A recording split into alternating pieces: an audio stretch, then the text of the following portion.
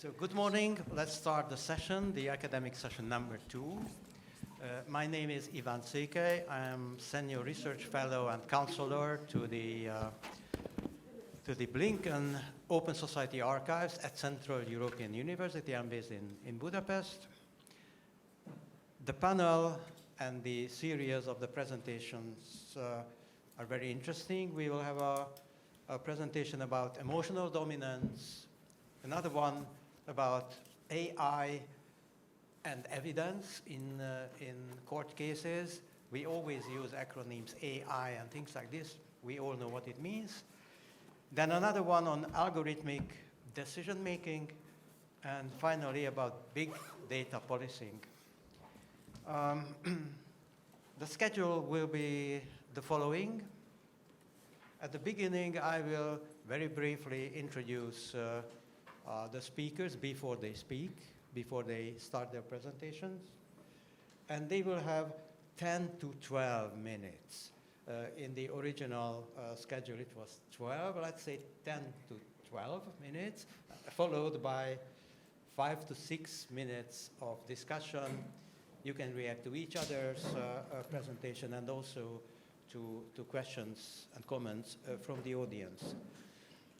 My role is, besides moderating the discussion, is keeping the time, and it's not always very pleasant task. So I have some sort of impolite tools.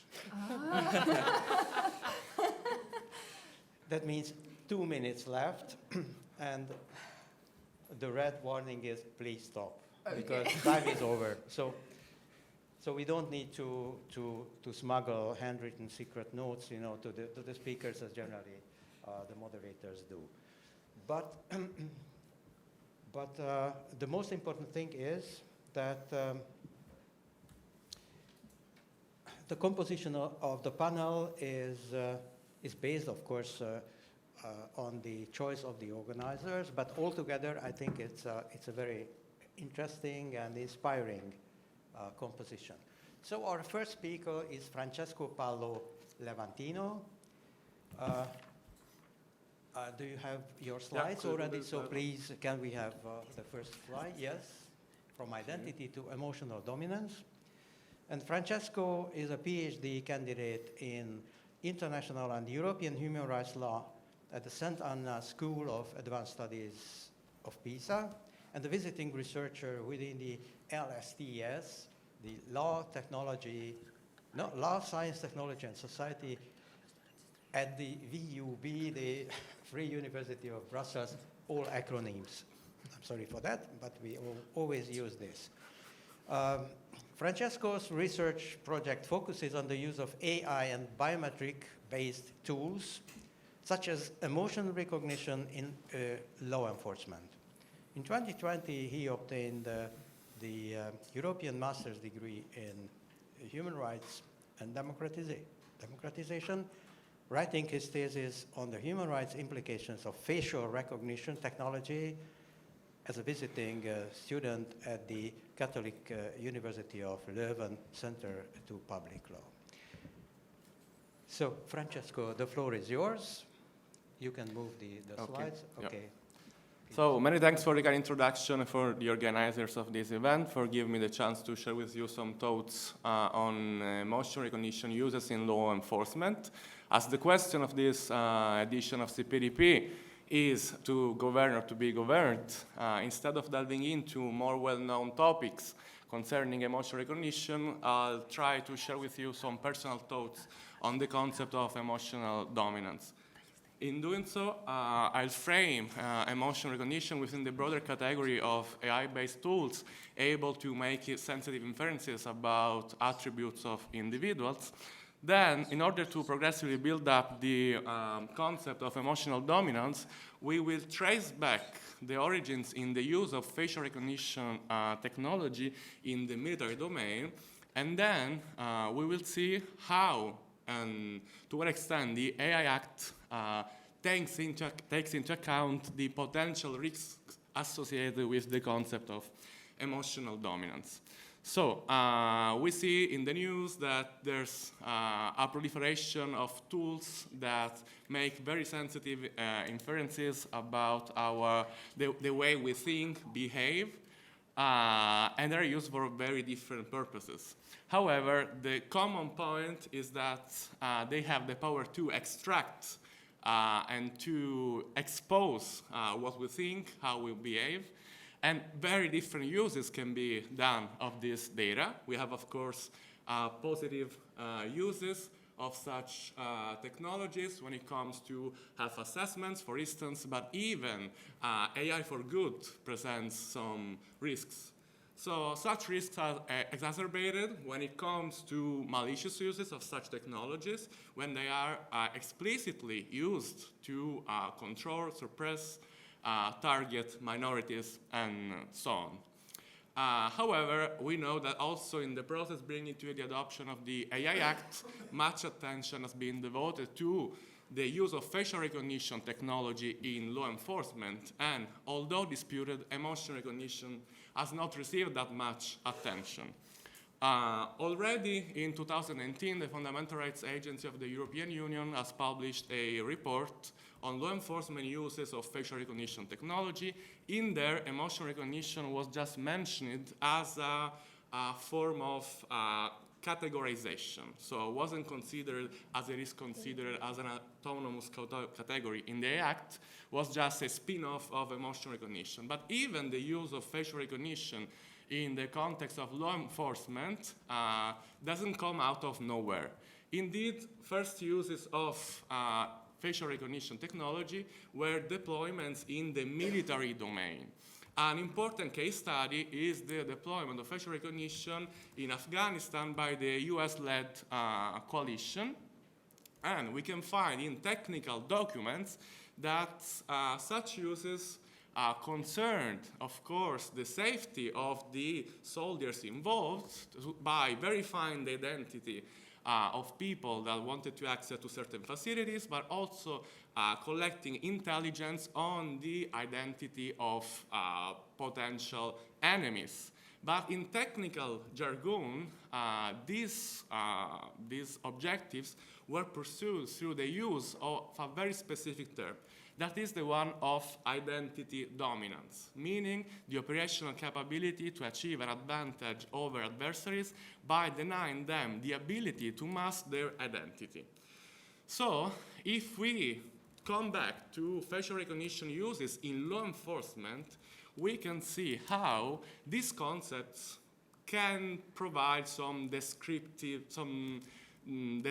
contents when it comes to the potentialities of facial recognition technology in the internal security domain.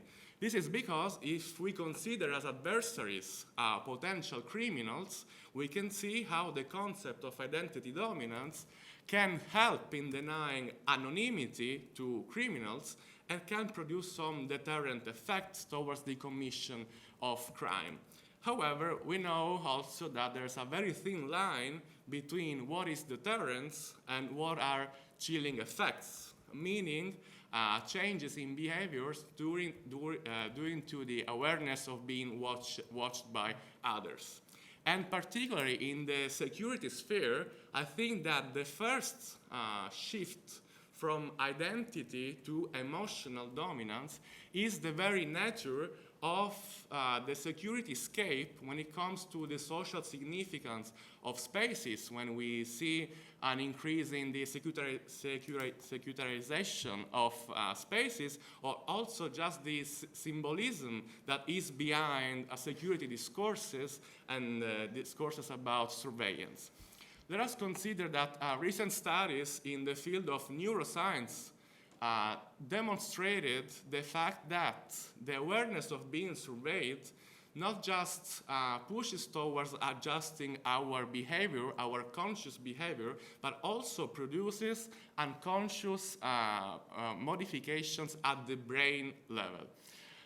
So if we consider traditional concerns of privacy scholarship when it comes to chilling effects that might hinder the free development of our relations, of our personality, of our social and political identity, and we consider the fact that what we might be under forms of emotional surveillance, so we transform this concern in an unprecedented emotional form, my concern is that this might hinder the free development, not just an exchange, not just of ideas, but of emotions. Also, the identification of suspicious behaviors or emotions just because of standing out of the mass, because not responding to pre-identified AI-based patterns might bring to serious discrimination. And in the long run, the risk might be that of creating behavioral or emotional standardization towards accepted or imposed forms of emotional expression. So this is what I like to call, with the expression emotional dominance. And now I think it might be interesting to see, with this in mind, whether the AI Act provides some form of safeguards against these risks. So, of course, we have a definition of emotion recognition systems used for the purpose of identifying or inferring emotions or intentions. We have some definitions of what emotions are, but there's no definition of what intentions are. It is interesting to see that in Recital 44, there are some explicit concerns on the faulty basis on which such technologies are developed, including the fact that we have different perspectives on what emotions are. We have so-called categorical theories by the famous Paul Ekman, who considers the presence of a certain number of very specific and universal emotions, while we have dimensional approaches which take into account the fact that emotional expressions and perceptions change across cultural situations and so on. Also, it's important to stress the fact that this recital also specified that such instruments are very much intrusive and can bring about discriminatory outcomes and interferences with the rights of those involved. So we see that there are some traces of what we were saying before when it comes to discrimination and the intrusiveness of these technologies. But what about the substantive regulation of the AI Act? We can see that for these and other reasons, even considering the imbalance of power, so the dominance that the use of such technologies can create vis-a-vis the people involved, in Article 5, we have a prohibition on the use of such technologies, but this is limited to the context of work and education. This means that there might be a sort of protection when it comes to emotional dominance in this context, but when it comes to law enforcement uses, these tools, the use of these tools is allowed, although these are considered as high risk. However, when it comes to high-risk uses of AI in the context of law enforcement, we see that also is specified that we have a significant degree of power imbalance. However, substantive action is taken just against uses in the context of work and education. To conclude with, I think it's also important to specify that when it comes to what are emotions, some simple gestures, behaviors, and so on are explicitly excluded from the regulation. Also, we don't have any definition of what intentions are under the AI Act. And this might open the way for the further diffusion of other AI-based behavioral analytics tools, such as those that are going to be used for the Olympic Games next June in France, or that are going to be used in Rome on the occasion of the Jubilee. These are designed in order to detect unusual behaviors anomalies, improper or disruptive behavior without processing biometric data. So these are my concerns. This wraps up my presentation. Thank you for the time and the attention. Thank you. Thank you very much. Francesco, any immediate questions and comments from the audience? In the meantime, I have some questions, but I don't want to take the time, so just raise your hand if you have some comments or questions. If I understand well, the identity dominance is by the authorities, in short, but emotional dominance is by the persons themselves, or also by the authorities, which force you to behave in a certain way or to show a certain emotional signals. Yeah. So. Okay. Well, my take is that there's some form. I mean, it has to do a lot with the chilling effects of the deployment of such technologies. Yeah. So there might be progressive adjustments in the behavior of individuals when it comes to the awareness of being monitored through their behavior, through the way they express themselves. This also happens online when it comes to content moderations on social media.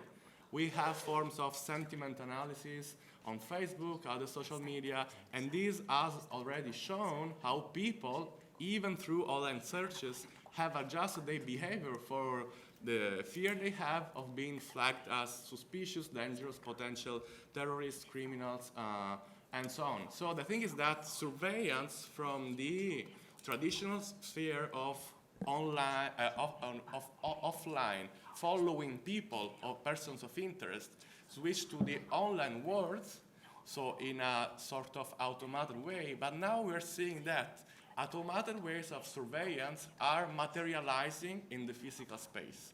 So we are the living sources of meta and content data about ourselves in the offline world. Okay, thank you. Another question before I see the hands over there. You will have okay, you first. Can I'm not sure if anyone else, but if I have a question, if that's Yes, please. yeah. So you mentioned a distinction between intentions and emotions, and that the AI does not clarify what intention means in this context. Could you elaborate a bit on that, and perhaps could you name examples, perhaps, where this would matter, the distinction between intentions and emotions in a law enforcement context? Okay, thank you for your question. I would like to start by saying that in the process bringing to the adoption of the AI Act, in previous version of the recital containing the definition of emotions, we even had thoughts, psychological states, and this, I think, has a lot to do with the fact that emotions can be inferred through AI-based tools, such as facial recognition of emotions, but also through neurotechnologies. Okay, so at that time, there were also concerns about the inferences about thoughts and psychological states. This was, of course, bringing about issues of legal certainty.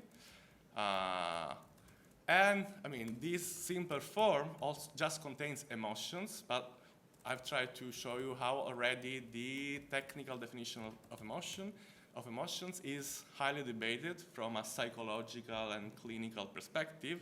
And we have some examples of what emotions are, but still the technology might be used to infer intentions. And we don't have any definition of what intentions are.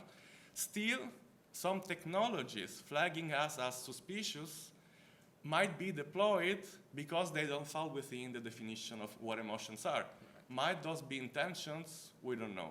Still, those tools might be deployed already and won't even fall probably within the category of high-risk systems.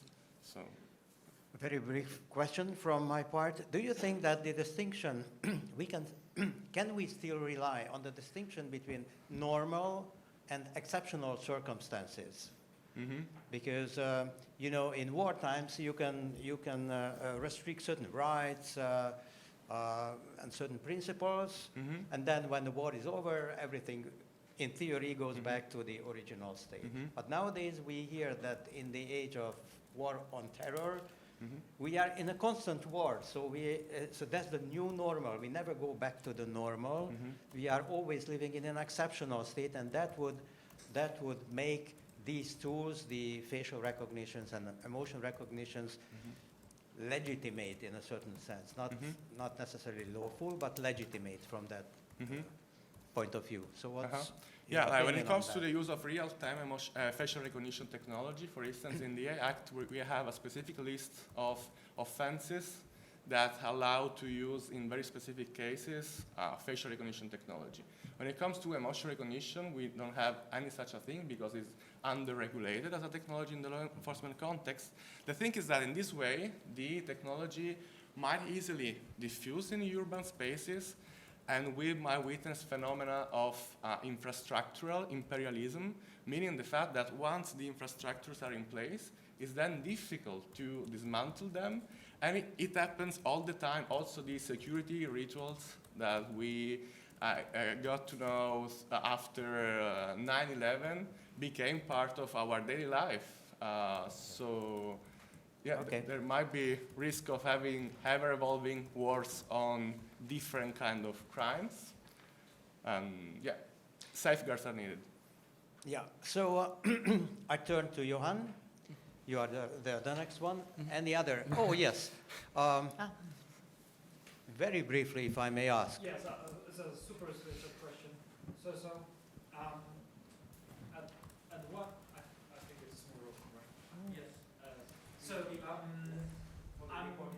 We are probably in the situation when we are normalizing the further increase of the facial recognition systems, as until right now they were in the gray zone, and on the one hand there were technical capabilities, but because the lack of the enforcement, there was some hesitation. Right now, with the clear definitions, we will be coming clearly into situations when both technology will become the enabler and the law will also structurize it. So wouldn't be that will be going further and further to the state of this emotional dominance, and then would there be any of already learnings from the other areas of the world when this is already happening? What could be that infringe on the fundamental rights as the result of that? I think that when it comes to emotion recognition, I think there are significant interferences with a broad range of fundamental rights, starting with human dignity, right to privacy, data protection, forum internum of freedom of thought, and so on. And we know that under international human rights law, we can have restrictions of certain rights, proportional, respecting the principle of necessity in very specific circumstances. But the thing is that the core of the right is inviolable. I think that certain use of emotion recognition put at risk the very core of certain rights, so should not be allowed in the first place. Also, when it comes to certain issues concerning data protection, we cannot exercise certain rights, such as, say, the right to rectification. Okay, if my emotion is inferred in a certain way, and I'm not even aware of the fact that my emotions are being analyzed, I do exercise my right to rectification, for instance, or this kind of issues. I think that should push towards serious considering the fact that emotion recognition is seriously under-regulated. Okay, we have a very brief question and we expect a very brief answer, so that's your turn. You say intentions are not explained in the AI Act, but the high-risk tools are allowed for law enforcement. I heard in the corridors that there might become a regulation about AI. It's a kind of AI Act for law enforcement, just as a law enforcement directive for GDPR. Could it be possible that they tackle this issue in that directive? If possible, your answer should Yeah, be yes or no. my answer is definitely yes, but it is also because too much attention has been devoted to the regulation of facial recognition technology, and also there have been some exchanges in bans and regulations when it came to the negotiations. So this is the standard now. We will see in the future what will happen.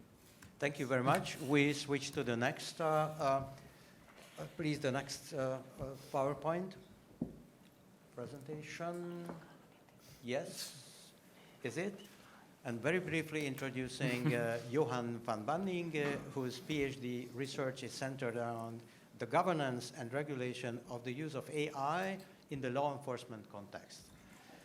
The research is part of a larger project called AI for Intelligence, an interdisciplinary research project consisting of legal scholars, computer scientists, and administrative scientists, aiming to ensure the use of AI by law enforcement agencies is fair, reliable, and contestable in court.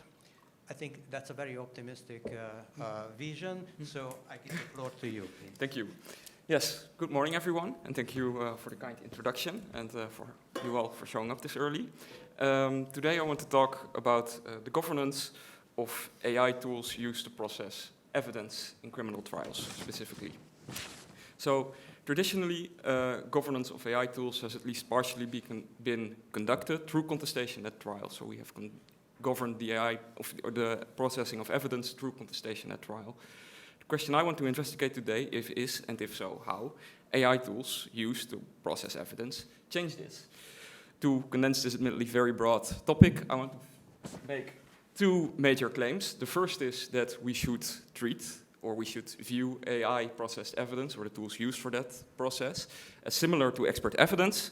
And the second claim is that the AI Act goes some way in remedying the issues that might arise by using tools for processing, these sort of tools for processing evidence, but that it falls short in several respects that I will outline. So first, some definition. When I talk about processing or AI processed evidence, I mean a broad set of usages of AI tools for analyzing evidence. This could include both the use of AI tools for the evaluation of evidence, for example, in order to verify authenticity or evidential value, but also tools used to search, prioritize, and analyze large amounts of data. In the Netherlands, for example, to make this concrete, such a tool was used by law enforcement in order to search the EncroChat data, the data from the EncroChat hack. This tool, known as Hansken, uses AI, among other functionalities, in order to search large data sets by analyzing objects on video and chat messages in order to detect conversations that might be culpable evidence. Although the current use of Hansken mostly uses AI to support search term-driven techniques, developments are underway that allow AI to be used in a more autonomous manner. For example, by using AI to filter out relevant information using machine learning models. And here one might think of using large language models to search through phones, for example, confiscated phones, and prioritizing information found on that phone. Interestingly, although in court cases in the Netherlands the defense was allowed to extensively question for forensic experts and were allowed to use the tool concerning this sort of evidence, judges refrained from formally qualifying the use of the tool as expert evidence, as it did not produce an expert report in the strict legal sense of the term. So, what makes these tools different from other ways of processing evidence, such as forensic analysis or an investigation by a police officer? AI tools, of course, may carry out the same analysis or manual work in a much faster and perhaps even more accurate way. At the same time, they may be expected to make contestation during trial more difficult. By their nature, AI tools function in a more autonomous way than simpler tools used by law enforcement officers. Coupled with this more autonomous functioning is the oft-discussed black box nature of AI tools. That is, for a number of reasons, like complexity, trade secrets, investigation interests, the functioning of the tool may be difficult to understand for the parties in the criminal process, the user of the tool, for example, the analyst using it to find evidence in data, and in extreme cases, the developer of the tool and AI experts themselves. For this reason, it may be difficult for the defense to verify to what extent the tool used is trustworthy, while the use of the tool may have resulted in unlawfully obtained evidence, incomplete or unreliable evidence. It is, of course, not the first time that the criminal process has had to deal with assessing evidence that required knowledge outside of the expertise of the parties. In the context of the right to a fair trial, for example, the ECHR has case law on expert evidence in which similar questions arise. The ACHR has dealt with these issues by requiring that the defense, in principle, should have an effective opportunity to contest expert evidence. For example, through the questioning of the expert that commissioned the report, or that produced the report, on the method that he used to produce it, the competency of the expert on the topic, and the assumptions made in the process. That should have been this slide. Yes. So, from a first glance, it seems quite appropriate to treat AI-processed evidence, even if it is used to conduct tasks that previously required no expertise, like searching through confiscated phones, as expert evidence. After all, assessing the functioning of AI tools used for such tasks requires knowledge that the judge and the parties to the proceedings are likely not to have. Therefore, it is this character of AI tools that makes the comparison with expert evidence in the context of the right to a fair trial interesting. Similar to expert evidence, the use of AI tools involves the application of of a complex model to underlying data. Although there are important differences between AI and expert evidence more strictly conceived, the court's case law may nevertheless provide some important insights on the degree to which AI-processed evidence should be made contestable. Several solutions to testing black box AI have been suggested in the forensic literature, and these solutions may also be thought of as minimum requirements to make the functioning of the tool contestable to the defense. Researchers working on forensics in AI, for example, point to the possibility of access to information involving the testing and validation of the tools used, even if one does not know exactly how they function. This would require, inter alia, knowing for what purpose the tool was developed, knowing what data the tool was trained on, how it was tested specifically for the forensic context, how it was integrated in the forensic work process, and whether it is appropriate for the data in a specific case. Additionally, as many of you will know, there are explainable AI tools that allow the functioning of black box AI to be explicated to some degree, and these might also play a role next to the validation I mentioned to making AI-processed evidence contestable in court. So that's the first claim, the suggestion that AI tools may be treated similarly as expert evidence as in the case law of the European Court of Human Rights. The second, the AI Act. Some of the conditions for contesting AI-processed evidence I mentioned just now can also be found on the AI Act provisions on high-risk AI systems. For example, providers and in certain circumstances the users of high-risk AI systems are required to have a risk management plan, implement a data governance plan, provide for the possibility of human oversight, and for transparency for the user of the tool. Although some authors have claimed that these are problematic, this list is problematic in a number of ways, for example, because the terms used are too vague. I believe it provides a good starting point for making AI-processed evidence contestable in court. That being said, I do have a few questions concerning the relevant provisions in the AI Act. I do have a few questions I want to raise concerning these provisions, right? And I have some reasons for thinking that they might not go as far as we would have liked them going.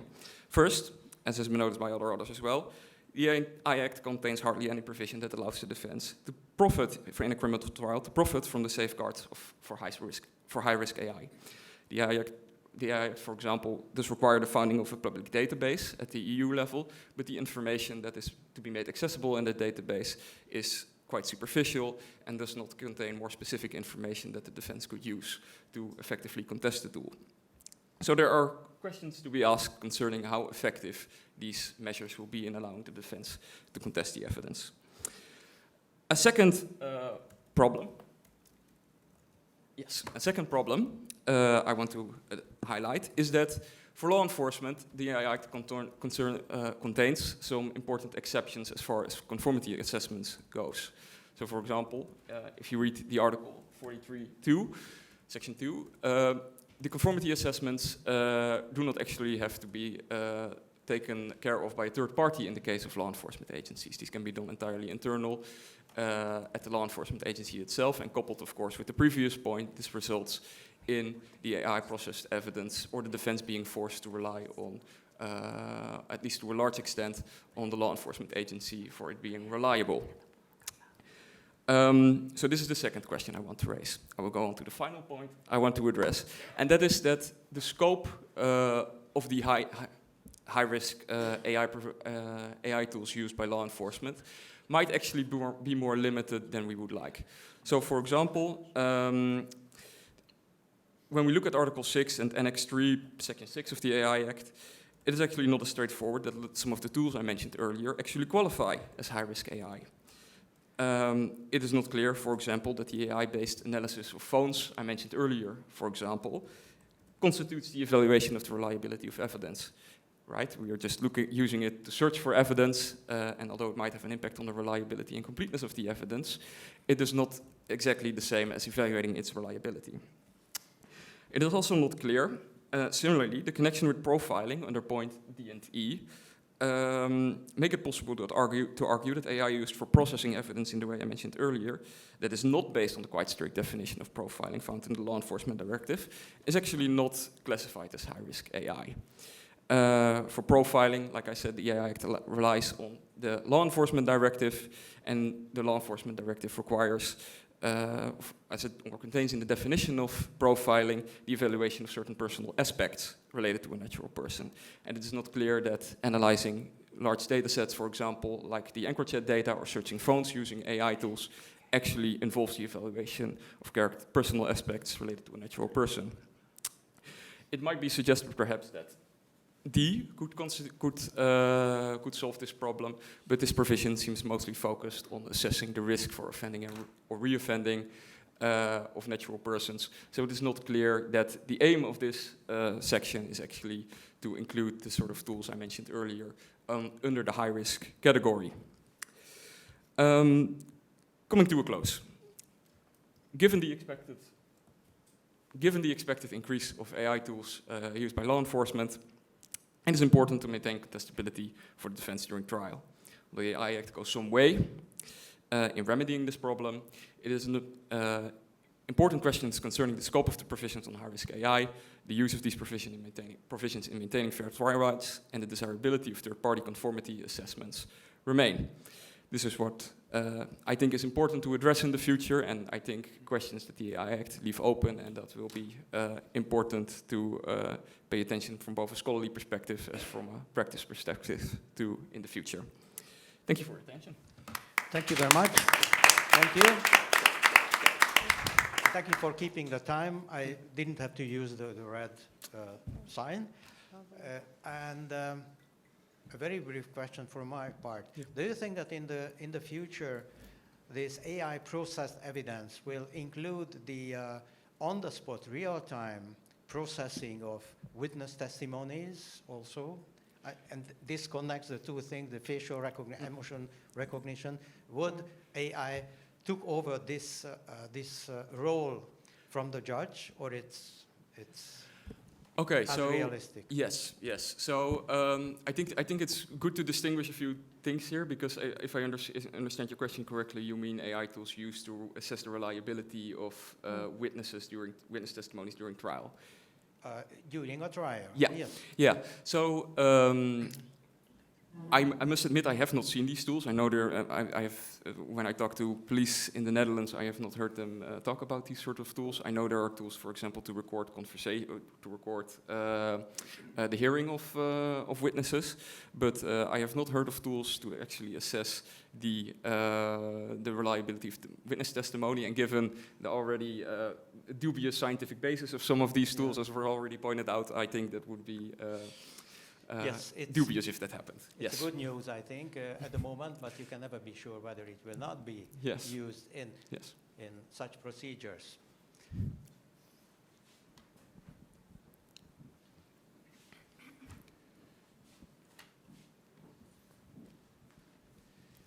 Thank you for your very interesting presentation.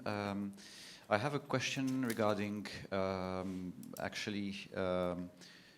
in your presentation, what you mean by AI, and I will explain my question because otherwise it's a very broad question and I don't want to get into a big discussion on what does AI mean. But the reason why I'm asking you this question is because I feel like AI in its broad sense has been used for a long time in law enforcement, because if AI is any sophisticated statistical tool or algorithm, I mean, just searching maybe for text in a large data set. That's not something we would call AI today, because today it seems like we've had that forever, but it's only been for a few decades that law enforcement has been able to use computers for that. And so I was wondering if you could elaborate a bit on kind of like what are the kinds of new AI tools, and what kind of AI are you talking about? I guess mainly it's about machine learning, and which can be hard to explain. But that also ties back, and what do you mean by AI, to its materiality? Because materially AI can be, for example, a computer program, which might be computer code originally. And for instance, in France, there is a principle, with a lot of exceptions, of course, otherwise it's no fun, but there is a principle that computer code, which is held by an administration, is a public document, so it is data of public interest, and you can request its communication, in theory. In practice, it's a bit more complicated, as you might guess. But yeah, if AI is also some kind of code that you can communicate, which with machine learning models is dubious, but then maybe part of the picture on how to ensure the right to a fair trial can also be to take that materiality into account, and whether or not you can actually access the program itself to be able to assess whether it is fair or not. Thank you. Yes, so I think this is an important point. Actually, when we talk to police in the Netherlands, this is something they say often. Like some things we did for ages by now, and are now all of a sudden being called AI, and all of a sudden it's a problem. So I agree to a large extent. When talking about the definition of AI, I think it will suffice in most cases to just follow the definition in the AI Act, because what we care about in the context of law enforcement is really this opaqueness and autonomy I talked about. So this could be, most of the cases, these will be things like machine learning, but it could also be just very complex computer programs. I don't think it's helpful to take a very principled stance, oh, this is AI and this is not. I think what matters are these futures that I outlined. So I think that's a good point, and of course this also raises the question, of course, to which degree some of the examples I gave actually are AI, perhaps, because perhaps searching phones for text, for example, could be done without AI. I think the difficult problems start arising when we start using tools, and for example, in the Netherlands, police have talked about using large language models to search phones for relevant information, or summarizing the contents of a confiscated phone. I think this is when the problems start that I outlined. So especially when we start using more complex tools that have these features. I'm not sure if that's an answer to your question, or if you, yeah. Thank you. Now we need to switch to the next presentation, which will be a joint presentation, if I'm right, by Alexandra Karaiskou. Yes, it's already there, and Niovi Vavoula, if I pronounce your name well. Yeah. Please correct me if something is wrong. Your bios you submitted were written in a minimalistic style, so it's very, very easy to read it. Alexandra is a PhD researcher in the European University Institute, EUI, Department of Law. And Niovi is the chair of cyber policy at the University of Luxembourg. So that's the essence of your identity. You don't reveal any kind of personal details, and the floor is yours. Yes. But people can find us online anyway. So in the interest of time, we will do this presentation. Thank you so much for being here. We're going to move a little bit from law enforcement to migration control, and we're going to present our findings in relation to a paper which is currently under review, and it is uploaded on SSRN on the challenges with the exercise of right to effective remedies in relation to algorithmic decision-making and access to justice in the cases of ETIAS and Vs, which are two large-scale IT systems I will explain. So our presentation is going to briefly discuss the features of ETIAS and Vs to inform the subsequent analysis, and then discuss how algorithmic decision-making of applications for travel authorizations and visas is taking place in relation to two algorithmic tools, data matching and data mining, which means algorithmic profiling. This is how you understand it. And then we're going to be looking into challenges in relation to access to extrajudicial administrative remedies under data protection law, before I give the floor to Alexandra to discuss the challenges in relation to the exercise of judicial remedies. So to give you a brief overview of the two systems that which are in question today, ETIAS and VIS are two of the 6 large-scale IT systems that process data of different groups of third-country nationals. These are, ETIAS is focused on visa-free nationals, so individuals who do not need a visa to come and visit the Schengen area. This is a database that is scheduled to become operational next year, and its objective is to do a pre-vetting of visa-free nationals prior to traveling to the Schengen area to determine whether they pose a risk to security, irregular migration, or public health. Similarly, the visa information system is a database which is operational, but currently it does not involve any algorithmic profiling of visa travelers, and it is designed in order to do a pre-vetting of visa nationals prior to coming to the European Union. So to give you also a very brief overview of how this data matching and data mining operates, in relation to both systems, the applications for travel authorizations and visas are being cross-checked against other databases, EU and international ones, against a dedicated watch list of individuals who are considered suspicious, and against screening rules. The extent to which these screening rules are AI or not, it's very unclear, because in neither legal instrument it is mentioned the term artificial intelligence. These are mentioned as algorithms, but there is suspicion that in the division of these screening rules, there is going to be use of artificial intelligence. So the idea is to identify both known risk through data matching and unknown risk through data mining. In relation to how the process operates, obviously I don't have the time to discuss this graph, but just to give you an idea, we're looking into automated processing, whereby when a visa-free traveler applies, if there is no match against the database or a screening rule, they can be given a travel authorization. If there is a hit, then in essence, it is member states in the form of national units which will do an assessment of the relevant application.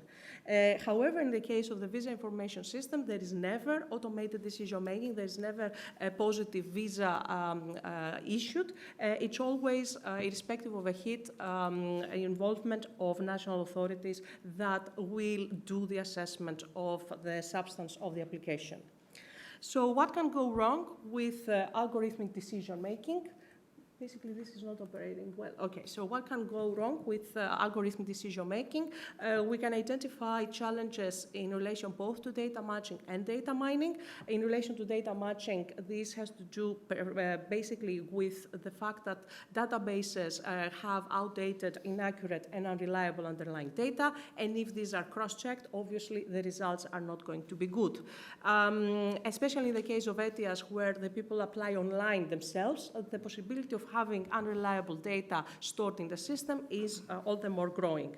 In relation of data mining, our research demonstrates that the risk of potential indirect discrimination of visa-free and visa-requiring national is really growing. The potential for a great margin of errors is increased, and essentially, even if we say that at the end of the day there is a human in the loop and there is a human officer who makes the final decision on travel authorizations and visas, research demonstrates that there is a series of biases that permit the decision-making by the human officer, as either automation bias or selective adherence or anchoring bias. At the same time, when we go into the actual remedies, the fact that we have these challenges means that the right that as seeking for either extrajudicial or judicial remedies becomes very important. In relation to extrajudicial remedies, I'm going to focus solely on ETIAS due to time-related reasons.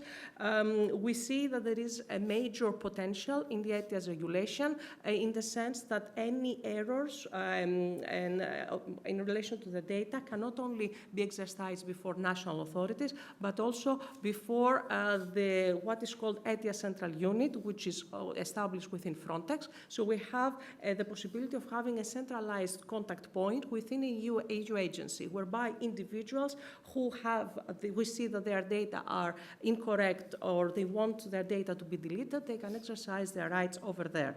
So this centralized contact point is particularly important because it may become an incentive for individuals to send more requests for correction and deletion of their data when they know what is the authority and it's a centralized one, but at the same time it creates a series of challenges. Potentially a lot of requests could be sent to an agency. It may become a disincentive for the central unit to deal with the request. This may have additional delays in the resolution of problems, and there is also the potential that the central unit may actually send the information, they send the request back to the member states, which may delay further resolution of the process and nullify this additional functionality. Obviously, where an individual submits the request also determines where extrajudicial remedies can be exercised. We have either the application of the EU DPR if the individual goes to the ETIAS Central Unit or to the National Data Protection Authorities, which means that again, how these are supervised and how these are exercised plays a significant role. And now I pass the floor to Alexandra to discuss judicial remedies. Thank you very much, Niovi. And just a few points on judicial remedies. The most important thing in order to be able to contest an algorithmically assessed decision is the information you have on your hand on what is wrong with your decision. And you see behind me the predetermined form by which ETIAS applicants will be informed if their application has been rejected. And you see the ground.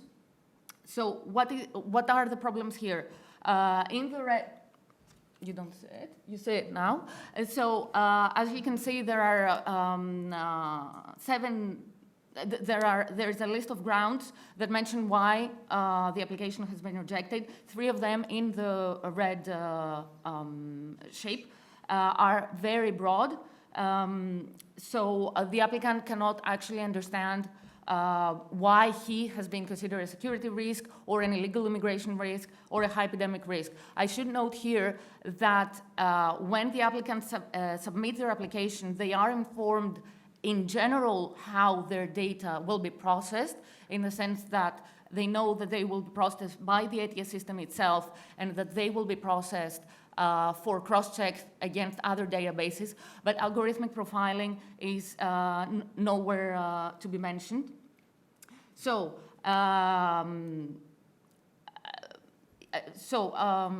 yes. So this is not in line with the CJU's case law, which requires that that the applicants are not only that the refusal, does not only indicate the applicable ground for refusal, but also the essence of the underlying reasons. And most recently in Ligue des Droits Humains, the CJU mentioned that the affected person must have the right to examine both of the grounds, but also the evidence on the basis of which the decision was reached. And the evidence means the algorithmic output that eventually led to an adverse decision. So our recommendation in this case is that the refusal must provide meaningful information about the type of the processing, whether it's data matching or data mining, the relevant data that have been processed and have led to the actual outcome, and the reasoning behind the manual evaluation of the officer. The same applies pretty much to the VIS, where things are even more complicated because there are even more grounds for refusal and because judicial remedies under the VIS are regulated by two different regulations, the Visa Code on the one hand and the VIS regulation on the other hand. The Visa Code applies to the administrative aspect of remedies and the VIS regulation on the data processing aspect. Here we have the same problems with very broad grounds for rejection that do not allow the applicant to actually understand what in their application or in their background has led to a finding of risk. And also, there is a free text box where the officers can include additional information about the reasons of the decision, which in this case is not even mandatory. So the decision can be reached without any further information. The same recommendation applies to this. And to conclude our presentation, we think, and I speak on behalf of my co-author as well, that the introduction of algorithmic profiling, apologies, I forgot to, sorry, I should, yeah. So here you see the grounds that are very broad and what I mentioned. Yeah, just to conclude, I'm really sorry, we think that the introduction of algorithmic profiling and interoperability comes with significant challenges for both substantive and procedural safeguards. The advantages, as Niovi mentioned, that the ETIAS central unit can provide may be de facto nullified. There should be more transparency regarding the profiling functionality, and there needs also to be a standardized criteria for the individualized assessment to mitigate the human bias in the process. As Niovi mentioned, you can find the article online, which is much more elaborate on these points, and we'll be happy to have your questions. Thank you. Thank you very much. We were struggling with time, the time limits, I understand. Can you imagine an AI agent, because we are talking all the time about AI agents and AI entities, which was or who would supervise the profiling process, whether it's biased or non-biased. So Niovi talked about the human in the loop, but if it's not human, but an artificial intelligent agent, can you imagine it, or it's just out of the scope of? Can I reply? Any of you, not both, please. Oh, yeah.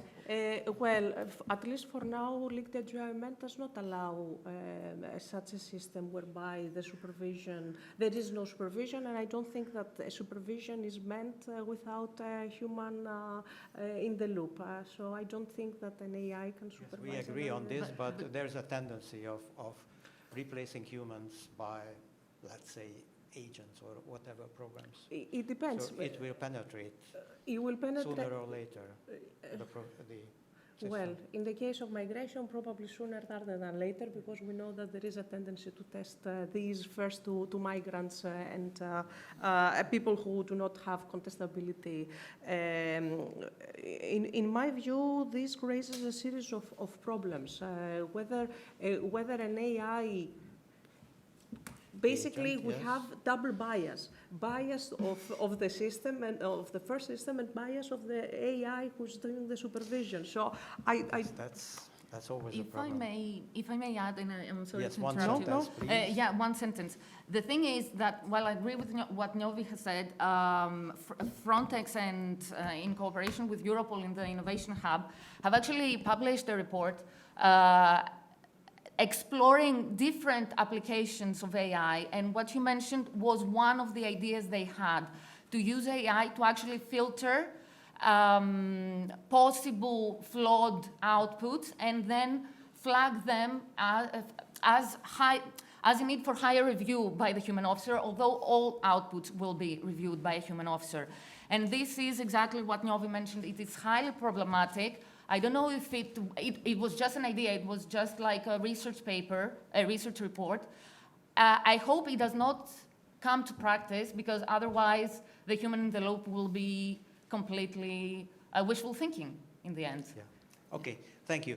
Now let's switch to the next presentation, and I'm impolite, I don't ask for your questions because we are running out of time, but we have still time. So could you please introduce yourself and your fellow presenters who are not here, and the floor is yours. I'm Naomi Theinert. I'm a PhD researcher at Ghent University as part of an ERC research project called Big Data, where we evaluate big data policing from various perspectives, including ethical, legal dimensions, criminological, and as well statistical and methodological perspectives. One of my co-authors, he was stuck in traffic, so he might make it towards the end. But otherwise, you'll have to bear with me. And I'm focusing on the ethical dimensions and also legal, but more ethics. And my co-author focuses more on the statistical methodological components of big data policing. So very briefly, my presentation or our presentation focuses more specifically on what agency and oversight actually means in context, because even if you have the legal frameworks that exist, it's important to consider how it spirals down or what it means in very complex socio-technical settings, which big data policing is. So there's a need for very case-specific mapping, which brings me to the presentation today. So big data policing is using historical crime data and also other data sources to anticipate the risk of when and where a crime is likely to happen. And within that context, to make sure that that application is not only trustworthy and ethical, it's important to consider also how it can be human-centric, where agency and oversight is crucial. So to start with, I'll outline agency and oversight and contextualize it within the decision-making context of the application, and further close the floor by diving into explainable AI and how it can potentially offer new opportunities to address some of the pitfalls. So firstly, in terms of agency and oversight, it should be embedded throughout the whole project cycle of big data policing, and thereby relates to the different stages in the cycle, ranging from project setup, the data preparation, the model selection, and the deployment. And there should be a distinction made between individual agency and as well active agency, relating also to oversight mechanisms such as the already mentioned human in the loop, but also the human on the loop.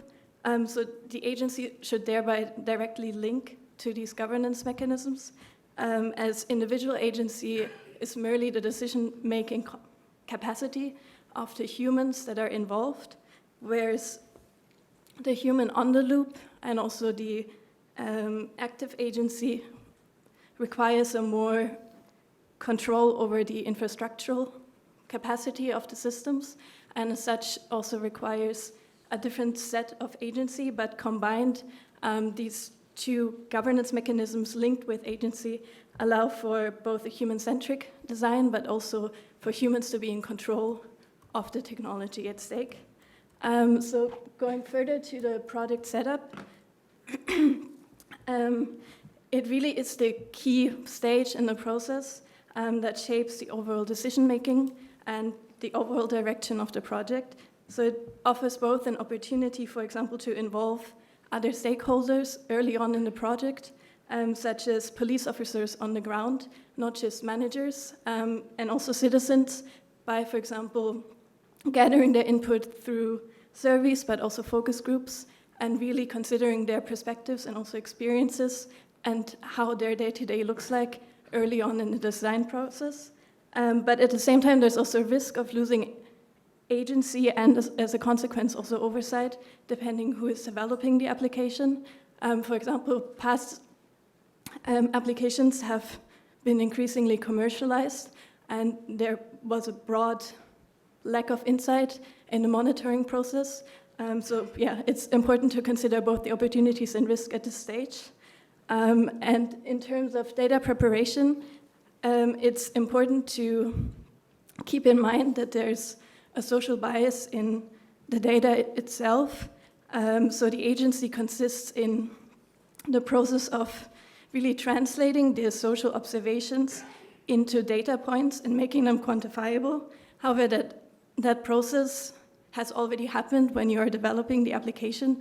So the people developing it or the researchers are not the ones that have the agency on that aspect at that point.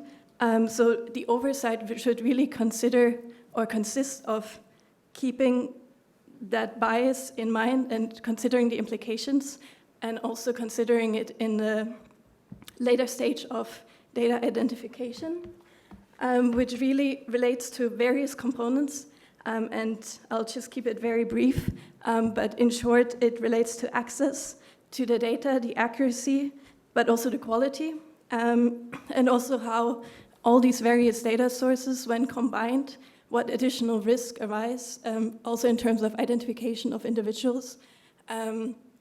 And especially for big data policing applications, it's also important to consider what specific crime types are even suitable for anticipating the risk of, and whether they have a spatial-temporal concentration to it, and also what it means for the quality. For example, residential burglary has a very high spatial accuracy because you know where it happened, and it relies often on self-reports of citizens, so it's not reliant on officers noticing a crime. So as such, it's a crime type that's more suitable for place-based crime prediction compared to other crime types. So that's also a key consideration to keep in mind. The next point of the data preparation relates specifically to the spatial-temporal resolution, which in essence is the decision of what spatial unit and at what time interval the predictions are made. And there are a lot of factors that go into it, but for the sake of time, the key is to strike a balance between the statistical optimization, but also the operational constraints in terms of how to use that output and what it means for the communities that are impacted by it. So to really consider the real-life implications is also key at this stage. And ideally, this needs to be tested both in terms of the performance, but also considering how it impacts people and police officers on the ground. The next point relates more to the model selection, which is, I guess, the key aspect that's often referred to when people speak about AI, because it relates to the algorithms used. And here it's, because there are many algorithms, some with a lot less opacity than others, and it's important to, knowing that it's a high-stake application, to prioritize the ability for interpretability over, for example, accuracy, but essentially there'll always be a trade-off that needs to be made in that component, but it's important to consider where the application will be used in deciding what type of algorithm is suitable, and really to document the trade-offs and as well the justifications, which is not only important to as a safeguarding, but also later on to be able to monitor and identify potential shortcomings in the justifications and allow for ratifications and also changes to the setup.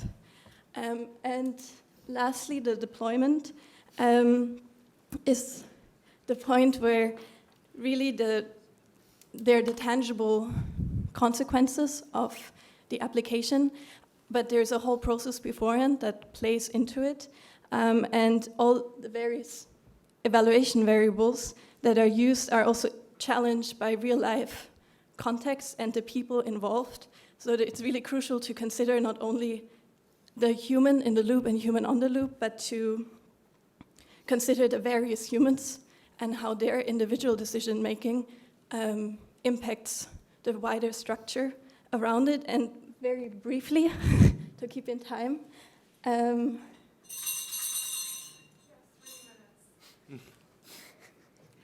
so explainable AI can, can try to assess, for example, the various features within the model further by both trying to understand not only the explainability of the model, but also the contribution of the various features to the model outcome. And there's a lot of testing that needs to be done, but it can be a new alleviate to make it more explainable.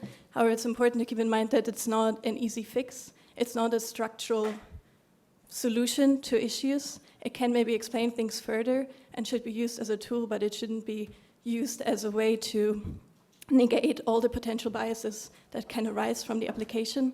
However, it can be a new way to trial and evaluate such an application in the real world. And that is it. I'll leave the points to you because I don't want to go over time. But if you have any questions as well, feel free to. Thank you very much. We have time for one question from the audience, or two very short ones. If you have questions, please raise your hands. Yes, here's the mic.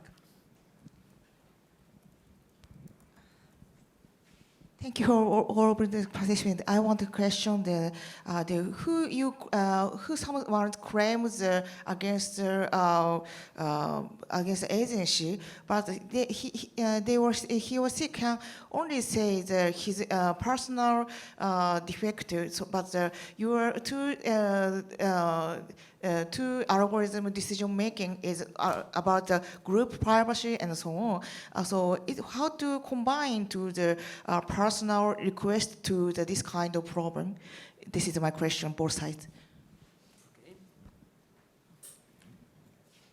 Could you respond, or someone from the panel?